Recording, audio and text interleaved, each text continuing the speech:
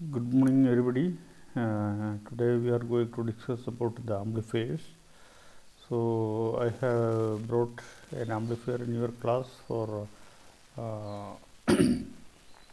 previously, that is amplifier means to amplify the strength of the signal. So amplify means we can increase the amplitude of the signal so that you can increase the strength, that kind of things. So how it is differs from a transformer? Transformer also can increase the signal, voltage can be increased, current can be increased. The thing is, in the case of transformer, there is no power gain, but in the case of an amplifier, there is a power gain is there. But in the case of amplifier, transformer, if voltage increases, current decreases.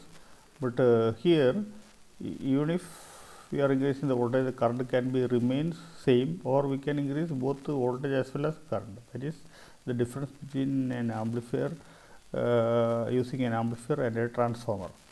So this is the symbol of a normal amplifier, a simple triangle.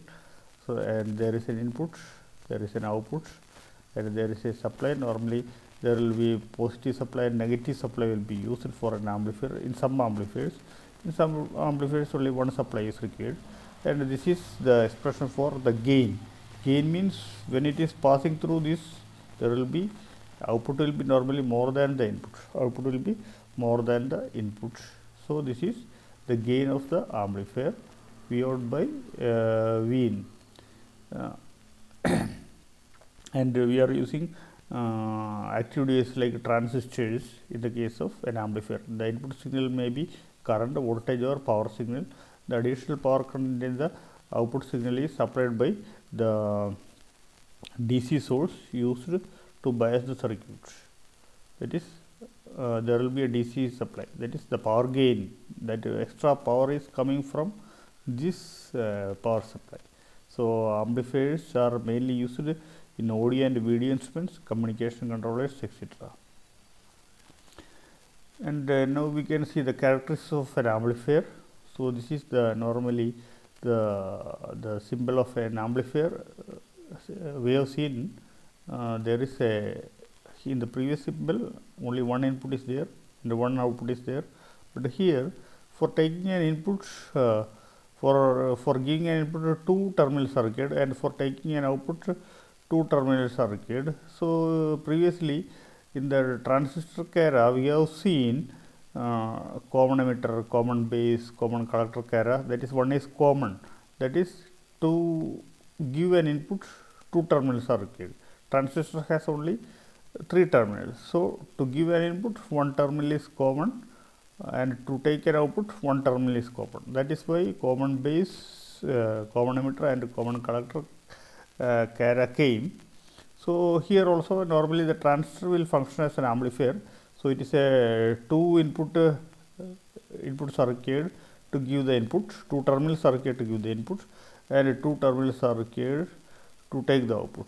And this is the amplifier. So this can be a transistor, and there is, these are the parameters: the input to VI, input voltage; output to V0, output voltage. This is the gain. A is normally letter A is denoted for the gain of the amplifier. Then Ri means the input impedance, and R0 is the output impedance of the amplifier. And for an ideal amplifier, gain should be infinite, but practically there will be a gain AV, voltage gain, AI, current gain, and AP, power gain, and input impedance. Ideally input impedance should be infinite, but practically there will be a finite input impedance, so it should be large, and output impedance should be 0 practically, but practically there will be a low input impedance will be there, and ideal bandwidth should be infinite, but practically there will be bandwidth means the frequency range in which it can operate. That is, all amplifiers will not function in all frequencies. So the range in which we can use the amplifier, the frequency range in which it can be used is known as the bandwidth. And amplifiers are classified in many ways based on inputs, outputs, operating frequency range, coupling methods, etc. Based on inputs, small signal voltage or current amplifiers, and large signal power amplifiers. And again, the biasing. The biasing means to transistor to work as an amplifier, it should be we know that transistor has got active region,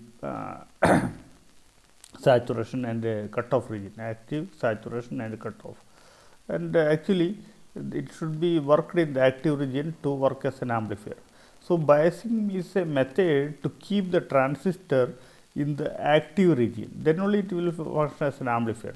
So transistor biasing is the process of setting a transistor's DC operating voltage or current conditions to the correct level so that any AC input voltage can be amplified correctly by the transistor. That is, if the transistor is not in the active region, it will not get the signal won't get amplified.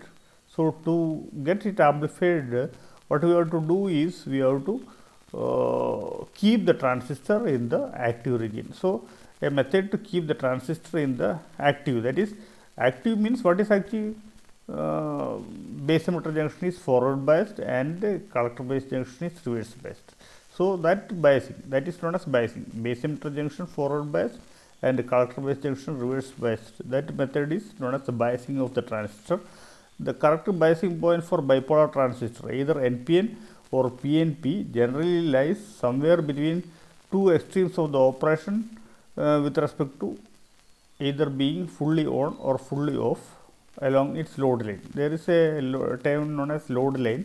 So that things you will study later in the second semester or in the third semester. In the later years, you will study what is load line analysis, that kind of things you will study later. But for the time being, you assume that you understand that transistor should be fully in the active region. It should not go to saturation or cutoff. Saturation means on, fully on means saturation, and cutoff. Fully on means what are the regions of transistor? Active, saturation, and cutoff. Active means base emitter forward bias, collector base junction reverse bias, and saturation means on, both junctions are forward biased, and fully off means both junctions are reverse biased. So there is a tag called as quiescent point. So Q point should be lie in the middle of the load line. And there are different types of biasing methods. One is known as fixed bias, and the other one is the collector to base bias, and the third one is the voltage divider bias. We can see all these biasing methods in today's class, and the simplest biasing method is fixed bias, and voltage divider bias is the commonly used method because it has got highest stability, that is the operating point will be stable in the active region. So we can see the fixed bias initially. So this is the circuit diagram of the fixed bias. So here it is very simple. This is the transistor, only two extra resistors are required. One resistor is for RB and this is for IB. Sorry, this is RB and this is RC, and this will by using this RB, we are making the IB. So here there is an RB is there. So by using this RB, we are fixing the IB. RB is equal to RB is designed in such a way that we are allowing an IB through this. So the transistor base current IB remains constant for the given values of VCC. That is, IB will be constant. IB will be constant. IB is designed. IB is the value of IB is fixed by VCC minus VB divided by RB. So if RB is same, IB is same, but there can be a possibility of change in the IC. That is, there can be operating point change. That is, IC is changing means if we are changing the transistor with another one, there will be a change in the IC. That is, the operating point may change. So that is the problem with the fixed bias. That is, there is an instability. That is, the two resistors. This is a two-resistor biasing network is used to establish initial operating region of the transistor using fixed current bias. That is, the IB is fixed. That is why it is known as fixed bias. The IB is fixed. The value of IB is fixed by VCC minus VB divided by RB. But IC may not be fixed. So if IC is fixed, we can say that the operating point is fixed. So here we can see the design equation VC equal to VCC minus ICRC. This is wrong. VCC minus ICRC. Then V equal to 0. This is V is 0. Then VB equal to VB. That is, you can see here VB base voltage equal to VB. Then VB equal to VB. So IB equal to the value of IB. The value of IB is equal to VCC minus VB by RB, and IC is equal to beta into IB. Beta, there is a term called as beta, that is the current gain of a transistor, that you will study later. IC is equal to beta IB. So beta is fixed for a transistor. This is a manufacturer defined value. So IC is equal to beta IB, and I is equal to IC plus IB. I is equal to IC plus IB, approximately equal to IC. So this is a type of transistor biasing arrangement, and it is used to bias in a simple manner, and it is operating point is beta dependent. That is, I have told you, when when there is a beta value is there,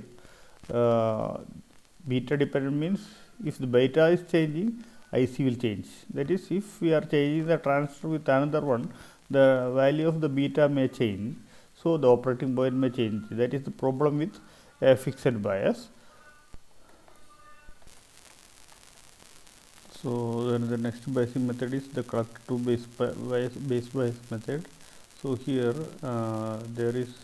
here also only two resistors are required. One is the RC and here the RB. So here you can see that the RB is connected from the VC collector voltage, not from VCC. So here this will provide some feedback. So it has got some more stability than compared to the fixed bias. But again, in this biasing method also IC depends upon beta. So here we can see this is the RC, the RB. So here you can see VC equal to VCC minus RC into IC plus IB. So this equation is correct. VC equal to this voltage, VC equal to VCC minus RC into IC plus IB. So here IC is flowing through this plus IB. So this is the drop across the RC. The voltage across RC is VRC into IC plus IB. So that voltage will drop across this RC. So the voltage VC is VCC minus RC into IC plus IB. V equal to 0 volt. V equal to 0. This voltage is 0. VB equal to VBE. IB equal to VC minus VB by RB. IB. So this is IB is now VC minus VB by RB, and IC is beta IB. IC is beta.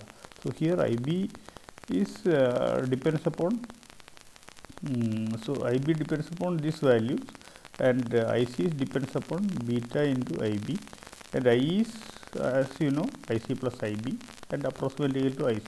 So these are the design equation for a collector based bias. This self biasing collector feedback configuration is another beta dependent biasing method. This is also a beta dependent biasing method, and that requires only two resistors. Here also requires two resistors to provide the necessary DC bias for the transistor. And the next biasing method is voltage divider bias, and this is the most commonly used biasing method. And there is an emitter diode is there of the transistor is forward biased by the voltage drop across the uh, resistor RB2. So here, instead of two resistors, four resistors are there. One is RB1, RB2. Previously there was only one RB, and one RC only. But here RB1 is there, RB2 is there, RC is there, and RE is there. And even without RE also it will work. But the function of the RE is to provide a negative feedback, that is to increase the stability. To increase the stability, we are using the RE, and there is an RB1, RB2. So this will function as a voltage divider network. RB1, you might have studied in +2 classes, and that I also have mentioned in the application of resistors. Resistor will act as a voltage divider. So here this is a voltage divider network, and again RC is there and RE is there. So here the advantage of this network is that even if we are changing the transistor with another one, due to the higher stability, the operating point will remain the same. That is, the IC will not change with change in beta. That is, it will be fixed by the values of the voltages at VB, VE, and VC. That is, as so many resistors are used, even if we are changing the value of the transistor, or we are changing the transistor with another one, it will not make any change in the operating point of the transistor. So that is the advantage of this voltage divider network. And RE is to provide a stability. Even without RE, it will work as an amplifier, but RE will provide a negative feedback to provide the stability. That is, if there is any change in current due to change in transistor, there can be that change in current can be removed by the action of the RE. That is, it will provide by providing a negative feedback, that a current increase can be reduced by using the voltage across the RE. If there is an increase in current in RC, that current will flow through RE also. So when RE, as the value of RE is fixed, as this current is flowing through this RE, when it is increased, the voltage at V increases, so the VB reduces. So the VB reduces means IB reduces, IC reduces. So that is the negative feedback action due to RE, and it will provide a more stability. Now we can see the design equation. VC equal to, this voltage VC is equal to VCC minus IC into RC. VC equal to VCC minus IC into RC. V equal to I into RE. V equal to I into RE. That because of this because of this RE only, it is having more stability. That is, it will provide a more stable operating point than that of collector to base bias or fixed bias.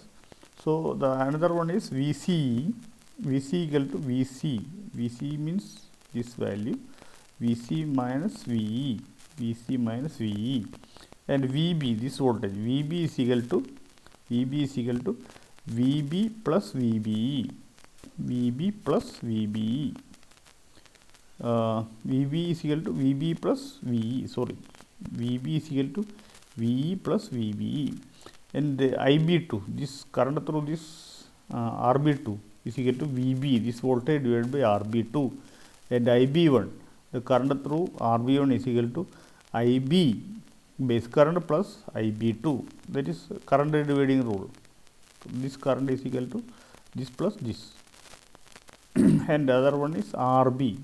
This is there is a resistor known as RB, That is actually, it is actually the parallel combination of RB1 and RB2. So this is RB1 into RB2 divided by RB1 plus RB2. So that is known as the RB, and IB is equal to VB minus VBE, VB minus VBE divided by RB, and this is into 1 plus beta into RE. That is that emitter resistance will be reflected here, RB plus 1 plus beta into RE, and IC is equal to beta IB, IC is equal to beta IB, and IE is equal to IC plus IB, approximately to IC equal to VE by RE, VE by this voltage divided by RE. So these are the design equations of a voltage divider network, and this is the widely used circuit for an amplifier. A voltage divider network biasing makes the transistor circuit independent of the changes in beta. That is, even if there is any change in the beta, this circuit will remains in the same operating region. That is, IC and VCE will remains the same. Operating region means the value of IC and VCE. It should not change, as the voltages at the transistor base, emitter and collector are dependent on the external circuit values.